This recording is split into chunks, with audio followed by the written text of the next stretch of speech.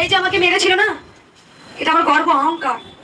রাধিকা বলেছিলেন কৃষ্ণ নামে, রাধিকাকে যখন কলঙ্ক দিয়েছিল, কৃষ্ণ নামে কলঙ্ক মেখেছি আমি, এর মতো আমি তো কলঙ্কিনী হতে চাই, তাই কলঙ্কিনী রাধা।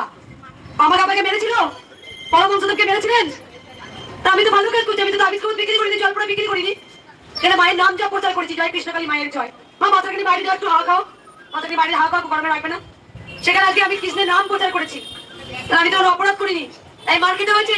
সেই মারটা আমার কাছে অলঙ্ক। যে অসুরগুলো মেরেছে তারা নিশ্চয়ই ক্ষমা পাবে তো। মায়ের পরম সন্তান, মায়ের আমি মেয়ে, আমি গর্ববোধ করি। যখন আমাকে মেরেছিল, মায়ের 22 দিন দরজা বন্ধ করে দিয়েছিল, তখন তারা ভক্তরা মায়ের পরমান্ন ভোগ করে দিচ্ছে, ফটোর মধ্যে আমাকে দেখাচ্ছে, মা আমি ভোগ দিয়েছি, তুমি চিন্তা করো না মা। যখন আমি কেঁদেছি তখন ভক্তরা কেঁদেছে, যখন আমি হেসেছি তখন ভক্তরা এসেছে। শুধু একটাই ফেক নিউজ, তাদেরকে তাড়াতাড়ি ফেক নিউজ বানিয়ে নেওয়া হয়েছিল। দেখো তোমরা, উত্তেজিত হয়ে মাকে এগুলো খেপে গেছে, তখন দেখাচ্ছে মায়ের জিনিস লুটপাট হচ্ছে, তাই তারা কমেন্টে রিপ্লাই দিয়েছিল। আমি নিজে গেছি, মঙ্গলা মা কিচ্ছু চাইনি, আমি নিজে গিয়ে উপকার পেয়েছি, তাই এই প্রশ্নের উত্তর রিপ্লাই কৃষ্ণকালী মায়ের সন্তানরাই দিয়ে দিয়েছিল। তাই যখন আমাকে মেরেছিল, এই মাঠটা আমার কাছে অলংকার। খুব খুশি মা, আমি ভীষণ খুশি। এই অলংকার আমি বারবার পড়তে চাই। হরিদাসকেও মেরেছিল, হরিচাঁদকেও মেরেছিল। হরিদাস কে ছিল?